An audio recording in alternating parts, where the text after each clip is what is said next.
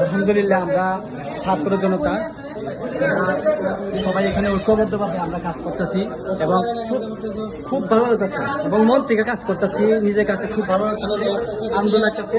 এরকম একটা জনসেবামূলক কাজের মধ্যে আয়সা সেটা নিজের কাছে নিজেকে অনেক অনেক খুবই ভালো লাগতেছে নিজের কাছে।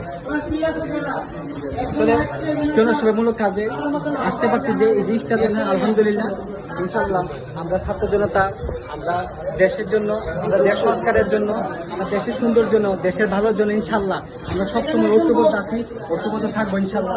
আমরা দেশকে, আমরা ঐক্যবদ্ধভাবে আমরা দেশকে আগে নিয়ে যাবো এবং এবং এবং দেশের যতগুলা দুর্যোগপূর্ণ যত ধরনের সমস্যা, ধরনের প্রাকৃতিক দুর্যোগ থাকে ইনশাআল্লাহ আমরা সবসময় আমাদেরকে সবাই নিয়ে আমরা আগে যাবো।